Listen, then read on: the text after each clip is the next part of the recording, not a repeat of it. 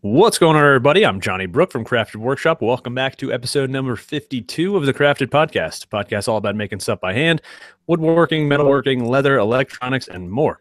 We put out new episodes every Thursday on iTunes, Stitcher, Google Play, pretty much everywhere podcasts are available. We also live stream every Thursday at 10 a.m. Eastern time on YouTube. You just go search for Crafted Podcast over there. We'll come right up. That's a great way to get your questions answered live on the show, interact with us while we're recording. It's a ton of fun, so definitely check us out on the live stream. We're also on social media at Crafted Podcast. We're on Instagram, Twitter, and Facebook. It's another great way to ask us questions or tag us in your listener projects. We do put out show notes for every episode at craftedpodcast.com, and there you can find all of the notes for the stuff we talked about during the episode. Last, if you want to help us out, check us out on Patreon. We added a $250 goal for a weekend show. Got a bunch of support levels over there. We have a weekly after show, all that kind of stuff. So it's patreon.com/craftedpodcast, and our top patrons of the week are Make, Build, Modify, Master of None, and Debbie Brook. All right, let me go ahead and introduce my co-host as always. I've got James Wright from Wood by Wright. What's going on, James? Whatever. Oh, wow. Uh-oh. Must be having a bad day. And I've got Zack Herberholz from ZH Fabrications. What's going on, Zack? Hey. Well, I guess let's lead off the show. I've got some pretty huge news in my life that's going to be changing. What's on your bench? Yeah, my bench. Well, we're like, what's growing inside my wife? So if that hint wasn't enough, my wife is pregnant, due April 22nd. Super, super exciting.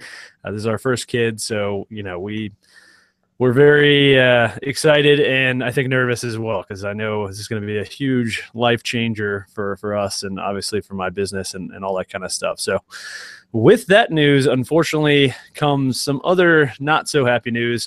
Basically, I'm having to kind of reassess everything I'm doing in my life and kind of just bring it down to the bare essentials, the things that, for me are the core parts of my business. And for me right now, that's my YouTube channel and the projects there. That's my biggest focus. And so I'm going to be stepping back from the podcast for the foreseeable future.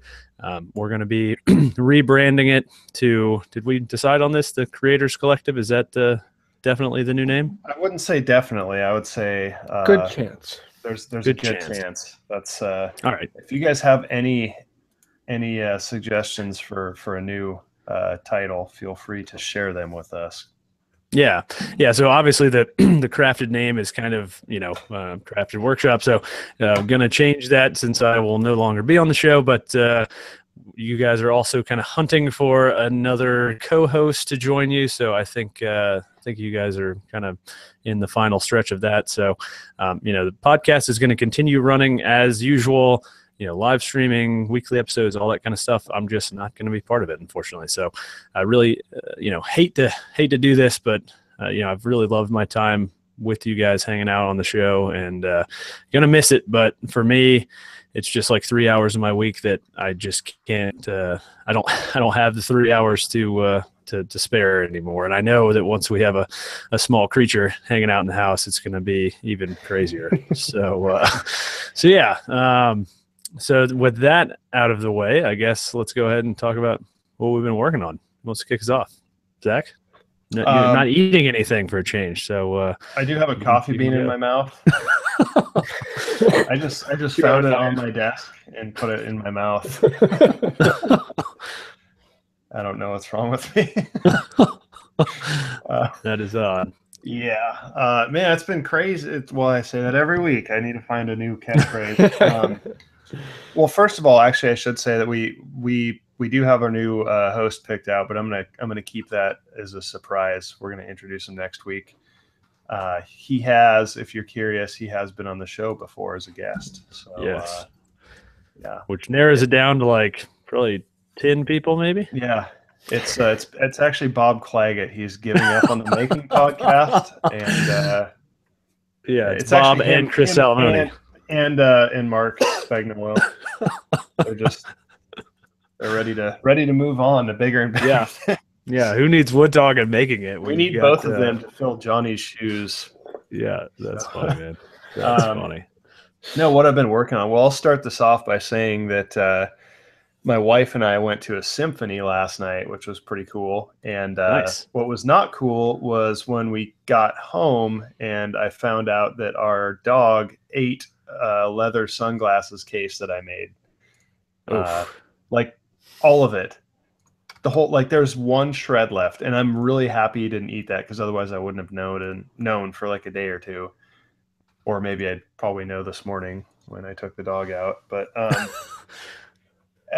yeah, so this is like, I think 4 to 5 ounce leather, oil tan, and it was like maybe, I don't know, like half a sheet of paper's worth. Like, just visualize that. I have no idea how we did it, but we had to take him to the vet yesterday at like 11 p.m. and they doped him up, and he threw up tons of gigantic scraps of leather. Like, I don't even know how he swallowed them. They weren't like little chewed up pieces. They were like 2 inches wide, or 1.5 inches wide by like 3-4 inches long, like tons of pieces. Like, how, I don't know. That's insane. Yeah, it's crazy. The vet was telling me like there's a contest between vets like every year that's like, my dog ate what or something. And I just thought it was hilarious. This guy's like talking about like how vets have contests like on the internet where people submit like the weirdest things they pulled out of dogs. That's hilarious. Anyway, that has nothing. You just thought it was a rawhide chew toy? I have no idea. But man, yeah, so that has nothing to do with what we normally talk about on the podcast, but it was an interesting story, so I thought I would share. Fun fact. But no, I was racing this week to get my build for the Fabtech, the Lincoln Electric thing, mostly put together and shipped out. I barely made it. I shipped it out on Tuesday. Should be there Friday, and I think we start building on Sunday, or is it Monday? I can't even remember. Monday. Okay. Yeah, so it's weird. I mean, it's going to be a fun event, but because it's in some expo center or something, there's a lot of regulations on what you can and can't do. Oh yeah. And despite the fact that it's a fabrication expo and we're doing this for Lincoln Electric, like, grinding is an iffy thing, and like open flame is an iffy thing. So that's not surprising, man. I'm not at all surprised. I haven't been to a ton of trade shows, both with the woodworking stuff and then also, the cigar job I had previously. I did trade shows all the time.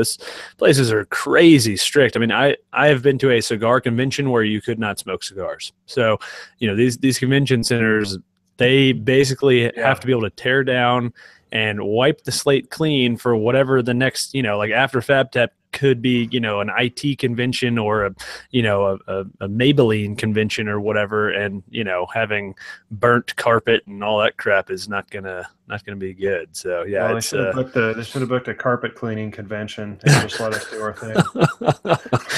Yeah, it's gonna be awesome though, man. I'm really excited. I'm really excited for it, but it just got me nervous to like. I have a fairly intricate build. Yeah, you do. I don't want to say it's the most ambitious build, but I'm going to say it's probably the most ambitious build. I don't want to say it, but I'm going to say it. How much time do you have to do it in? That's not to say it's the coolest one. I'm going to say that I think April's is going to be the showstopper. I think her build is the. I don't think anybody's even going to notice what I built. Mine I had to get that built this week. Comparatively, that was probably smart. Yes, I've done this kind of thing. John Malecki's is going to be kind of an interesting. I feel like that's going to be a lot of work. Yeah, it is. Yeah, it's going to be exciting. I'm excited to actually go to Chicago and hang out with everybody and experience some nice cool weather. Last week it was in the 50s. We got into the mid 50s here, and it was the best week of my life. I was out in the shop with jeans on, and I was like manic. I was just so happy to not just wait till you're up here in November, man. We're gonna be it's gonna be chilly. Yeah, freezing in Chicago the next week. So that's awesome. Like I feel like the older I get, the more I like the cold. I know that's backwards, but it's gonna be Chicago should be pretty chilly, but it's gonna be awesome, man. Yeah, it's kind of sad you guys are going to be so close, but time is going to be so tight. You think, I mean, so Sunday would be the day that I think we have some time. And like, I know April was potentially thinking about all of us doing a meetup. So if we do that, I don't know what you're up to Sunday, but Sunday would probably be the day to do it. Yeah, let me know. I might be free. Yeah. One of my really good It's only friends about an hour and a half, 2 hours for me. And anybody listening, Fabtech is free. Like Lincoln Electric has free tickets available. So we'll put a link to that in the show notes. If you guys are in the Chicagoland area, even if it's a bit of a trip, I mean, it's going to be me, Zack, Jimmy DeResta, April Wilkerson, John Malecki, and Doug from RetroWeld all hanging out at the Lincoln Electric booth, like building stuff there live. So that's kind of a unique opportunity to be able to see all of us kind of working. It's going to be, I'm geeking out just to be able to see all the rest of these people work in person. And I don't know. I'm probably the most novice welder in the group, maybe me and April. So it'll be good to see the real deal people do it in person. So that'd be cool. So cool. Zack, anything else, or you want to move on to James? I like how you give me that like second helping now, because I always forget stuff. Just making sure, No, just trying to just doing some wall sconces for this bar and like trying to price out copper sheet. It is very expensive, just prohibitively expensive. Like yeah. And it's like a sheet of, I think, 3x8 20 gauge is like $370 something bucks, which is like, okay, I can stomach that. Like I can deal with that. The issue is shipping. They can't roll it. So guess what shipping for that is? Like $200. Oh yeah, it's got to be on a pallet for yeah, it's insane. So like $500 for a 3x8 sheet of copper. Like it's just, I don't know. You need to find somebody who will give you one for free, man. That's the trick. Yeah, we'll see. Well, I mean, it's right now I'm just trying to get pricing to see if we want to go with I want to do copper for this bar, but we'll see. I don't know. It's expensive. Yeah. Nice. Cool. Well, James, what you been working on? I finished up my countertop, which is very pleasing to me. That for those of you who know, I'm building a countertop out of solid surface. So basically like Corian, just different name brand.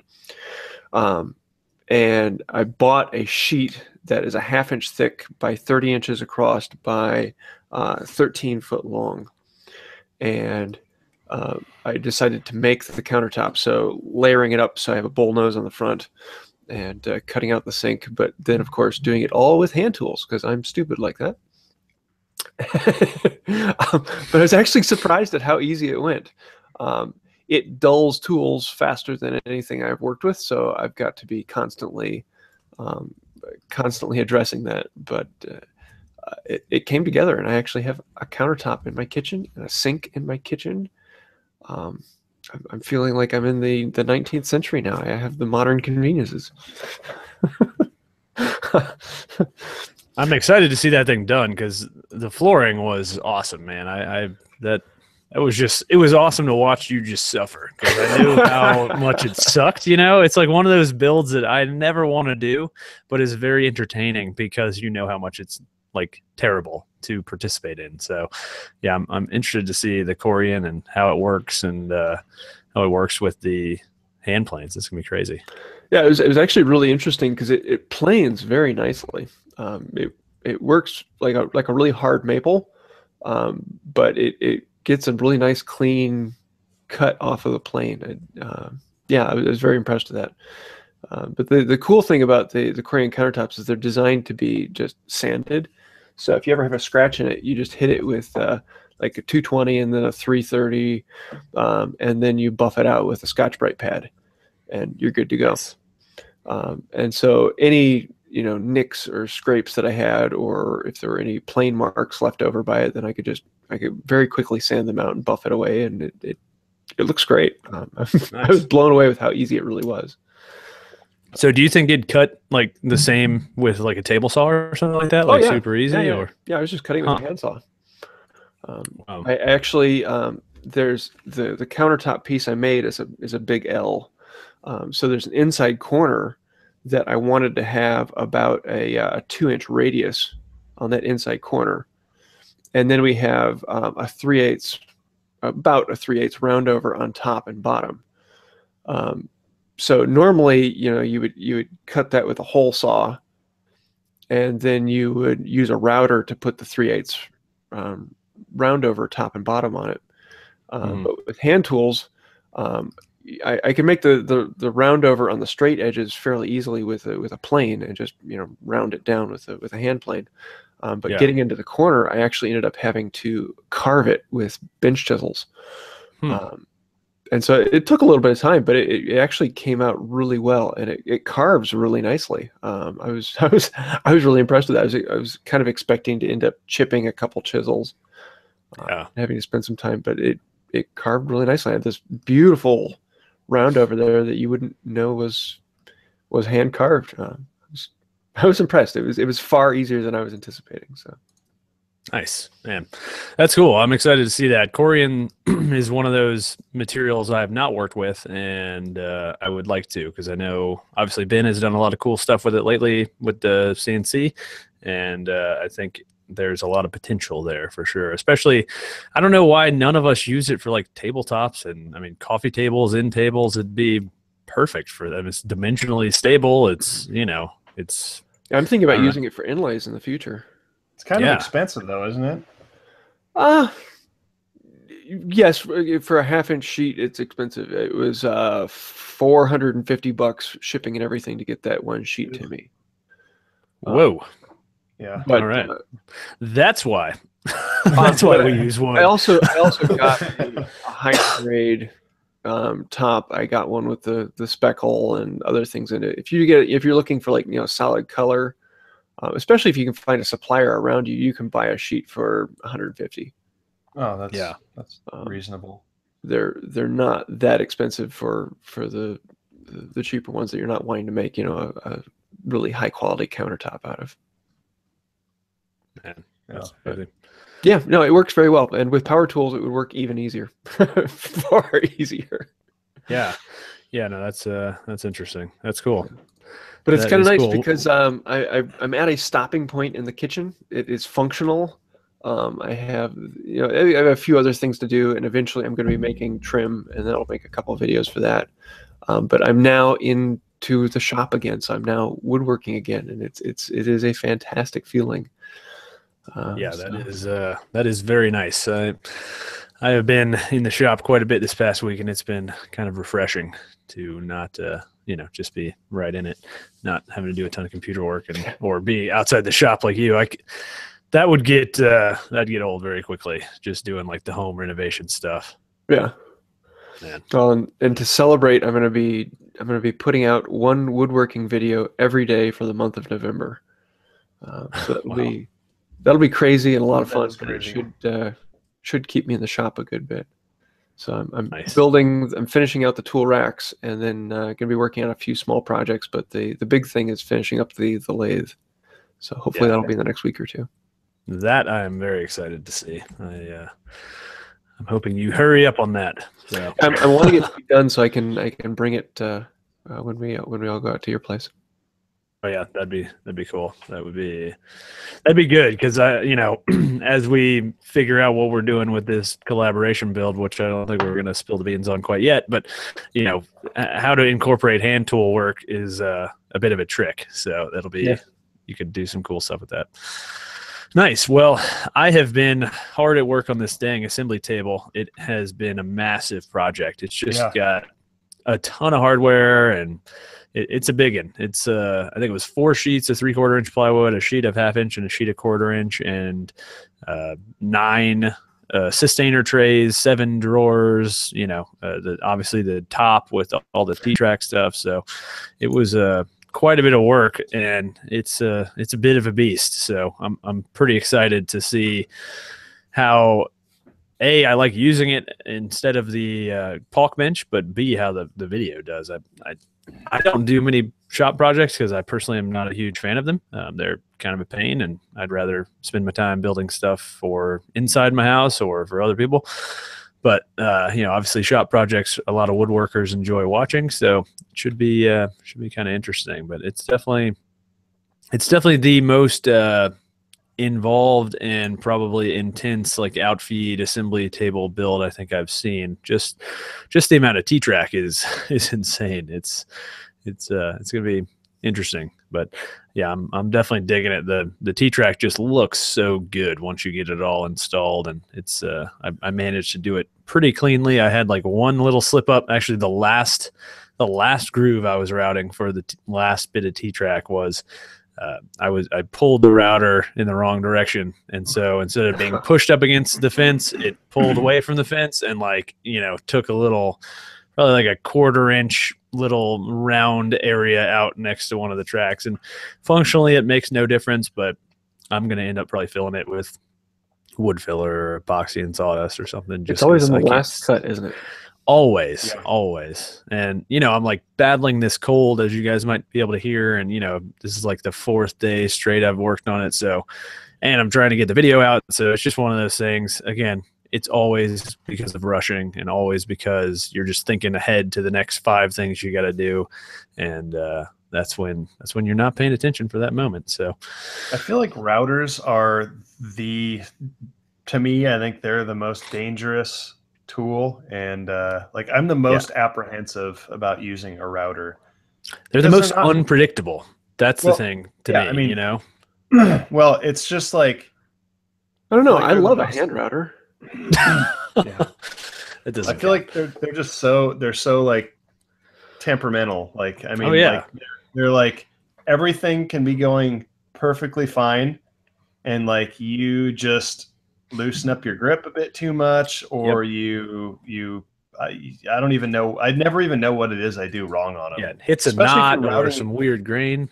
The craziest is if you ever tried routing like the inside of a hole, a circle. Oh yeah, that is like a nightmare, because if you accidentally let it climb cut, oh yes, like that thing will just spiral out of control.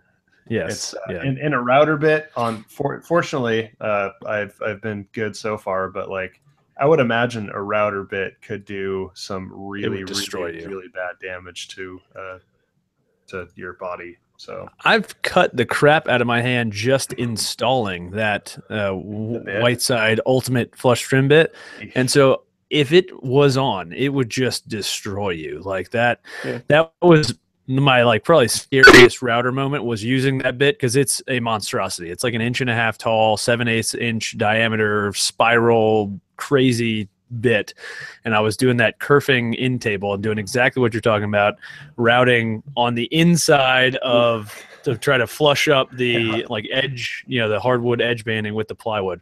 And just for 1 second, it went in the wrong direction and just pulled it away from me. And I mean, luckily it was all enclosed in the in table carcass, but I mean, it scared the crap out of me. I'm like, this is just a death machine. So yeah, I definitely respect routers. I mean, they're amazing tools because they are so versatile and they can do so much, but you got to have your mind on what you're doing constantly, for sure, when you're routing I remember, I think it was probably a year or so ago, but Jimmy had some video where he had some gigantic blade on some router, and for fear of exactly that happening, he made I don't know the anatomy of a router, but the base, I think that's probably the right word, actually. Yeah.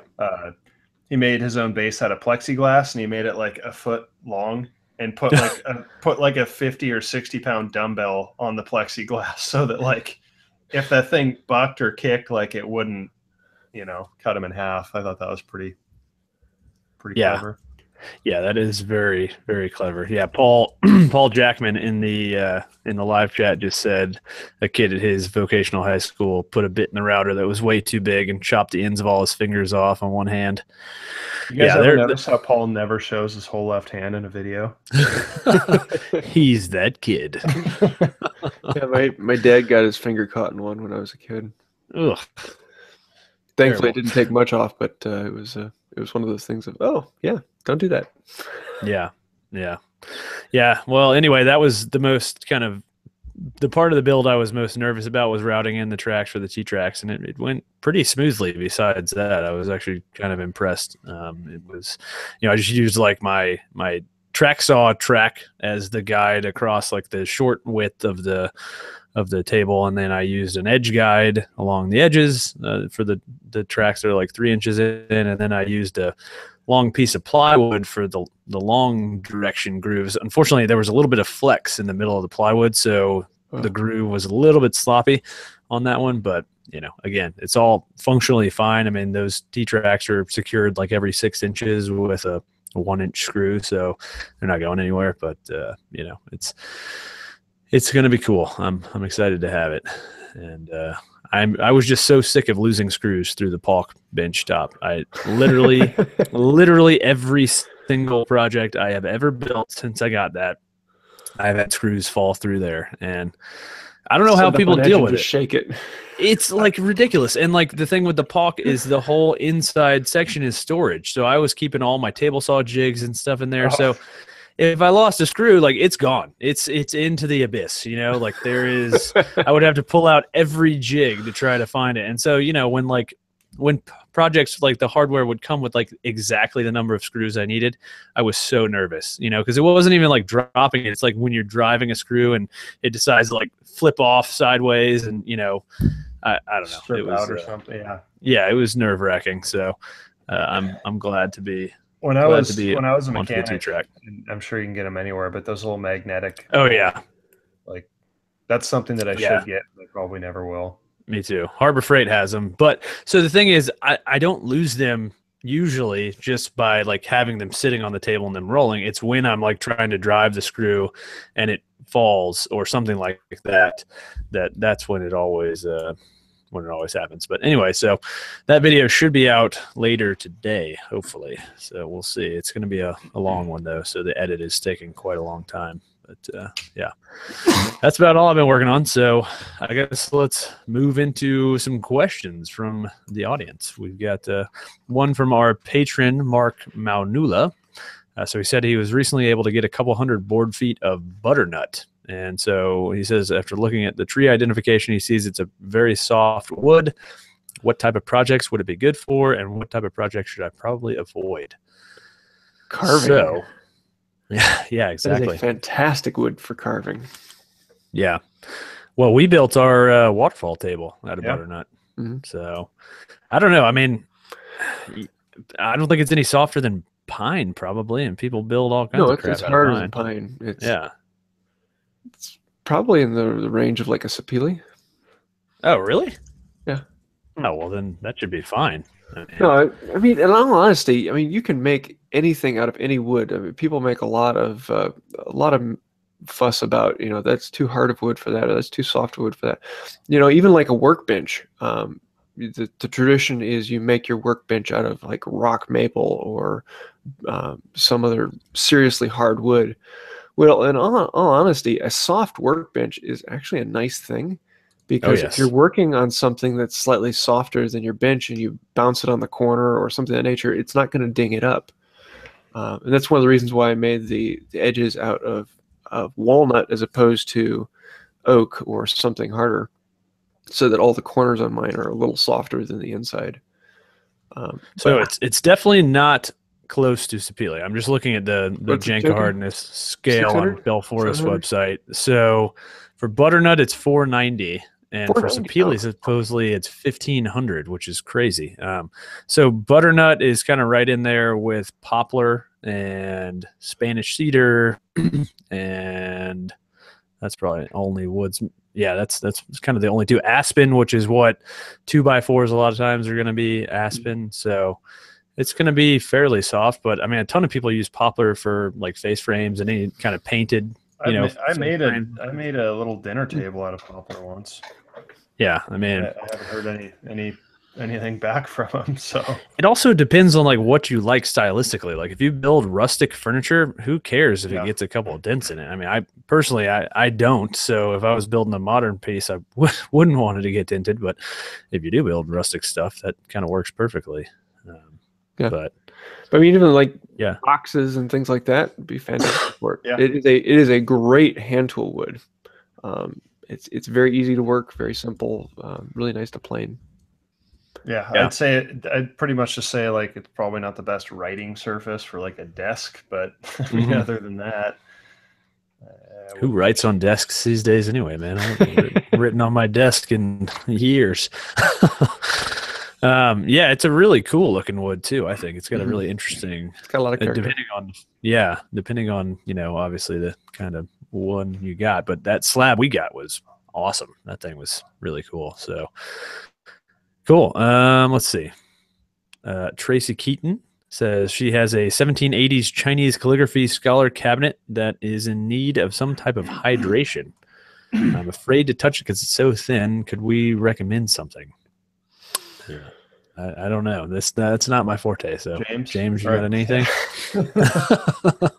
You like old stuff. First of all, I'm not a specialty in historical restoration, and that is, if you're wanting to do it right, we're not the people to talk to. Yeah, I mean, if you're dealing with like a nice, expensive piece, I don't think any of us want to give an answer because message Freddie Roman on Instagram. He's the dude. Period. Craftsman. Yeah. That being said, I mean, if like I often have old hand tools like wooden planes and things like that I want to hydrate, or they've just become cracked, or they've they don't feel good anymore. I'll soak it in boiled linseed oil. Let that soak in, either putting it on the surface and letting it seep in, or if it's small enough, I'll put it in a Ziploc bag full of boiled linseed oil and just let it soak. And that does very well. But for something like a Chinese cabinet, I don't know. Yeah, a lot of the finishes and stuff they used back then, like I think a lot of people would be reluctant to recommend anything because if it's valuable, it's very easy to do something that you think you're doing a good thing for and completely devalue the piece. So if it's worth money, or it might be worth money, I would not touch it until you talk to somebody who knows more than we do about that. Now look up not SPEBSQA, the Society for, what I guess that, I'm gonna have to look that up now. Society for Preservation of, oh, it's gonna kill me now. It's an entire group that all they do is antique furniture restoration. Yeah. But I always want to say SPEBSQA, but that's quartets, barbershop quartets. It's not that. No, that's not it. Your other hobby. One of your other hobbies. Nice. Well, we'll put that in the show notes if James can remember it. So sorry to be of zero help, Tracy. That was literally useless. Okay. Evan Dunville asks, he's going to be building a plane till soon. Any suggestions on the angle to use? So once again, James, I think we'll default to you on that one. Sorry, I was looking this up. What was the question again? Okay. He's building a sawtill. Or plane till. What angle should he use? Whatever you want. On mine, I didn't put any angle. The planes are flat on the wall. That saves space, and I like that. You just have to have a cleat so they don't fall away from the wall. Okay. And so I have they sit on a shelf that has a slight angle so that it wants to pull the heel against the wall, and then at the toe on the top, there's a little cleat that holds the toe in. So you clip the toe in, and then you swing the bottom in and drop them down a little bit, and it holds them in really well. But I mean, if you want to put an angle on it, it's, I'm trying to remember, I think it was like 18 degrees and they won't fall. So anything more than that, and you don't need a cleat on the toe. If I remember correctly off the top of my head, it was 18 degrees for number 4. Yeah, I think Matthias Wandel did a good kind of plain storage rack at some point too, where he did the same thing, where it was kind of a something to hold the toe in so it wouldn't fall backwards, and that might be something to check out. I mean, yeah, definitely depending on how many planes you build, if it's a lot of them, that angle could kind of start to protrude out from the wall a good bit, so you might want to just conserve some space. Yeah, I didn't put an angle on mine because it's just it eats up a lot of space, and it not only eats it up, but it creates dead space that you really can't do anything with. The space behind it is kind of And a lot of people either like create a cubby that you can access it from the end, or they make panels that slide, and there's all sorts of things you can do to use that space. But it's always a triangle is a difficult space to use. So exactly. That's mine. Yeah. Cool. We got another one from Metal and Grain. Have we ever explored making mini series for our channels? If so, which ones? So I personally have. I have been considering finishing our attic. So it's already got subfloor and it's framed out. So it would basically be me putting in installation, hanging drywall, installing hardwood flooring, and then kind of, tricking it out to be an office space for me. But the biggest holdback is it's probably would be like $6,000 of materials. So trying to find somebody to potentially sponsor that bill before I kind of eat that cost. But that'd be a pretty cool one. Would add value to my house because it'd be adding finished space. So yeah, that's one I've been thinking about. What about you guys? I did one on boiled linseed oil and paste wax finishes. So making boiled linseed oil, making bleached linseed oil, and a whole bunch of things like that, where like for almost a month, all I was doing was videos on that. Other than that, I think it's particular project builds, like the dresser, that was like 14 some videos long. But yeah. So yeah, you seem to like to break things up into series. I try to avoid it because I don't know. I don't like watching series videos because I'm always like, oh, I just want to see it done. So I don't know. That's always my thought. Yeah, I'm kind of in the same boat. If I can put it in one video, I try to do that. So I mean, I guess it's not really a mini series, but I have a separate channel for my truck. It's a 61 Apache that I'm restoring. That's ZH Restoration. It's been pretty much all summer since I put out a video because it's too damn hot here, and I've been pretty busy. But I have some big work coming up soon to it. I'm getting ready to rip off the rear bumper and straighten the box out and redo the grill and stuff. So that's I don't know if that's a mini series, but sort of. It's a cool video series, though.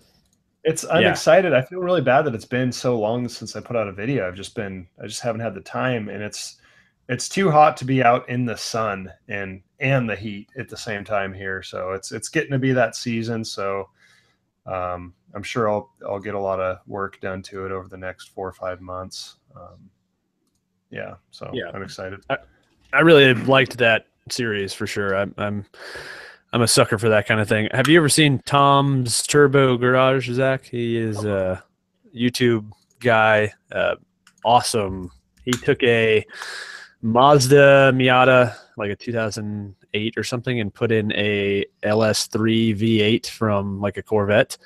And it was insane, and managed to maintain the perfect 50-50 weight balance during the process. Wow. But he is like a seriously talented mechanic and has a garage that looks like an auto body shop. It's freaking spotless and awesome. And yeah, definitely recommend checking him out if you're into that kind of stuff. You probably still haven't checked out Roadkill yet, have you? I have not, but I'll know when you do, because you will say, "Oh my God, why didn't I watch this earlier?" Well, I think I probably will soon. I've been on a car kick lately, so that's my recommendation for this week is car related. So yeah, that's I decided that if I was not doing woodworking, I think one of the more fun things to do would be a high-end car reviewer. Just being able to go around and drive like ridiculously nice Ferraris and McLarens and all the cars that we will never even get to sit in, and go freaking drift them around corners at a track. That would be super fun. I used to really like, when I was a kid, I used to really be into like really nice cars, and now I'm into really crappy cars. Like I really I like death traps with way too much horsepower. Like just an engine and not much else. Yeah. Nice. Cool. Well, I think I did that will find do it. It was go ahead. Society for American Period Furniture Makers. There you go. But they do a lot of studying old furniture, looking at pieces that have been restored or maintained, and then duplicating them. So a lot of how to do traditional finishes and things of that nature. But yeah, definitely look them up. It's sapfm.org, Society for American Period Furniture Makers. Yeah, I think Matt Cremona and Shannon Rogers from Wood Talk have both talked about that before. Yep. I think they're both members, I think. So. Yeah, I'm a member, but I don't do anything with them. I just throw money at them because I like what they do. I never follow them at all because it's not my. That's funny. It's not as much my thing. Nice. Cool. All right. So I think that'll do it for the main part of the show. So let's move. We got another awesome joke of the week from Jeff Gruff. So yeah, Jeff is coming through with some good ones. So what did the tree do when the bank closed? It started its own branch. That was really good. I got most of my laughs out earlier on that one, but it's a good. That's a good one. Nice. Thank you, Jeff, for that. That's like That's the perfect example of like corny woodworking joke that we seek. Oh yeah. Yes, that was a good one. Yeah, that's perfect. That's if it falls into the category of dad joke, that's very fitting. So precisely. Cool. Well, I guess let's talk about what we've been watching. As I said, I'm going to go ahead and kick it off with mine. This Chris Harris on Cars. I don't know how the heck I've missed this guy. Evidently, he's like the new host of Top Gear or one of the new hosts. And he had his own YouTube channel, back in like 2014 time period. And just incredibly well done. Like they look like they're TV shows. And he's really enthusiastic. He's got a great personality. And he drives just some of these most awesome, cool cars out there. He did a really awesome tour of the Singer factory out in California, and Singer makes like a Porsche 911, like retro kind of refits of old school Porsches, and kind of they bring them up to modern standards and do so much more. Just really, really cool. So definitely recommend going and check out Chris Harris on Cars. He's also now on the Top Gear channel on YouTube as well as the Drive channel. So he's got a bunch of content out there. And once you dive down that rabbit hole, there's a lot to digest. So that's my pick of the week. James? I have just jumped into the magazine. And this is like luxurious for hand tool guys. This is awesome. I mean, it's not a magazine. It is, it's a full blown book. It's a good half-inch thick journal out of high quality paper, gorgeous pictures, and all looking at historical builds. How are things done? Great articles tearing apart different things. They even have an article here on a spring pull lathe and historical drawings, and just I do not read books and actually sit down and read them. I do all audiobooks. Very, very rarely do I actually read anything. This is probably one of the 2 or 3 things that I actually sit down and read.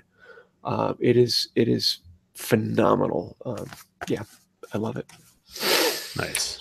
It's very it's a sight to behold for sure. Yes. That is a unique piece for sure. Oh, by the way, I don't know why this reminded me of that, but did you guys hear they're not doing WIA this year? They had skipped it last year, I guess, because of. Oh, I was waiting to see it. No, I hadn't heard that. Handworks, and I don't think they're doing it again for many years. So I'm kind of surprised and bummed by that. Yeah. That was a fun excuse to get together with a lot of people. So I'm sure there'll be plenty more. I don't know, man. There's really not that many hand tool focused. Yeah. Classy woodworking. There's a lot of maker events, but there's not a lot of woodworking events, I feel like. Yeah. There's really Handworks and Shop Talk Live, and then the rest of them are like trade shows. Like IWF, I do not consider a woodworking event. It is a business-to-business event for the most part. And the woodworking shows are just like... Yeah, boring. I mean, they're exactly the same at every one that you go to. So, yeah, that's kind of a bummer, but oh well. Zach, what you've been watching or whatever? Actually reading this thing called a book. I'm not sure if you've heard of them. It's paper. You hold it. How retro. I know. It's like in style. I think it's coming back. No, I'm reading. I ordered I like vinyl. Yeah, pretty much. That's a good analog there. So no, I ordered a book that's pretty much like an industrial design sketching book, and it just kind of teaches you a lot of skills for drafting and drawing. And it's incredibly boring, but there's a lot of really good information in it. I'm learning a lot, so I've been trying to draw something every day and just kind of increase my skill in that territory. So that one's the one that I ordered. It's called How to Draw, Drawing and Sketching Objects and Environments from Your Imagination by Scott Robertson. Pretty highly renowned guy, but like I said, it's incredibly dry. It's very textbooky stuff. But that, and being as that it was October, I thought I would read myself a scary book. So I actually been reading a book called Intensity by Dean Koontz, which is actually really good. It's Nice. like I'm ashamed to like be reading that kind of stuff, but it's so good. Like you just can't. You'll like sit down and read a few pages, and like 2 hours will go by, and yeah. So. Yeah, that's Stephen King for me, man. Have you ever read it? If you're in like a horror mood, it is incredible. Has anybody seen the new movie, It? Oh yes, it How was is it? so good, Is good. it better than the first one, than the original? The first one was terrible. Yes, it's 100 million times I mean, better. I haven't seen the first one since I was a kid, so if I watched it now, it would probably be like you would not be impressed. I remember though, as a kid, like in the very end when they went into the cave and it like was a spider. Even as like a 10-year-old, I was like, "That's stupid." Like, what happened? Like, you had this awesome building up to this awesome climax, and then like this terrible, like dollar store Halloween spider. Like, yeah. Well, that's the thing now is I feel like I'm never let down when they finally do the reveals, because like CGI has gotten so good that it is incredible what they can do now. It's I highly recommend it. It is a two-parter. This one is, which makes sense because the book is insanely long, and so I thought it was probably the best. Yeah, the movie. That's what I mean. The movie is a two-parter, not the book. So is there like maybe I don't know my vernacular. So is there? You mean like there's a part 1 and a part 2, or there's going to be a sequel? No, there's part 1 and part 2. So basically, they covered essentially half the book in the first movie. Okay. So, but the book is kind of split up into more, like it's kind of split into parts anyway, in a way. So anyway, I'm not going to ramble on about it forever. This is not a It podcast. So great movie. Highly recommend you go see it for sure. So I guess, let's see. Favorite tool of the week. James, you got one? I have an egg beater drill. When I first started using egg beater drills, I really didn't much enjoy them, and I used the brace anytime I could. But this is just, well, especially with all the time I spent on it on the flooring, I got to know the drill and how it works, and I now reach for it far more than I used to. I really rather enjoy it, especially the one I have. It's an old Miller Falls, really well made, and just runs nicely. It's happy. It's an enjoyable tool. Nice. Yeah, you used it a lot on that floor, that's for sure. Yes, I did. That was probably more than you ever wanted to. All right, my tool of the week is this Rockler Universal Drawer Slide jig. It, considering I had to install like 15 pairs of drawer slides on this project, I was very happy to have it. It's basically, it just holds the drawer slide in position, allows you to kind of clamp it in place and free up a hand so you can drive in some screws. So I definitely recommend it. It's like $30 or something if you've got a bunch of drawer slides to install. It's very useful. So that's my pick. Zach? So I'm actually going to go with something a little different this week. It's actually a tool I've been using for leather working. It's the Olfa 45 millimeter rotary cutter, and they're pretty cheap. Like I think the length that I have, it's like $18 and you get an extra blade. It's unbelievable. It's one of those tools that if you're cutting leather, with like an X-Acto or some sort of razor blade or something, especially if it's not veg tanned, like if it's soft. What happens when you put your ruler or your straight edge down and you go to cut it, as soon as you get to like the end, the last part of the cut, the leather stretches a bit. So then when you pull your cut, like your corner is a little bit like rounded on the edge, or the opposite, it's pointy on the edge. So because the blade pulls the leather if it's soft, and it makes it really hard to get a straight cut. The rotary cutter it's a rotary cutter, believe it or not. And so essentially it's like a little pizza cutter kind of with an incredibly sharp blade. And since all of the force that you put is actually directed almost, well, it's tangentially, so it's directed like straight down. So the leather doesn't move as you cut it. And it's crazy how sharp it is. Like it just cuts through stuff like butter. It's not like a pizza cutter, which I think is the worst invention ever, because they never cut pizza. You just roll over it 100 times and get out a knife and end up cutting it. But this actually works. So yeah, no, it's I have that exact rotary cutter, and I used it for both the leather project I did and then also the upholstery, and it cuts so incredibly well. Especially you get one of those self-healing mats, and then you don't have to worry about kind of dulling it up this quickly. And yeah, it's awesome. Totally agree. Yeah. Cool. Well, I guess that'll do it. So it's been real, guys. I guess this is it for me.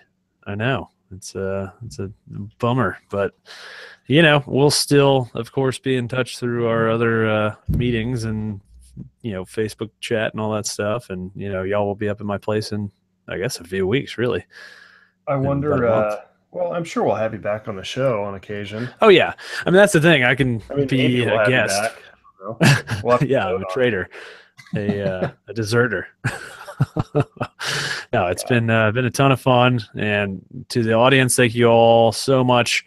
Gonna miss the weekly live chat and all that. It was super fun. So bear with us for a few weeks while we get our.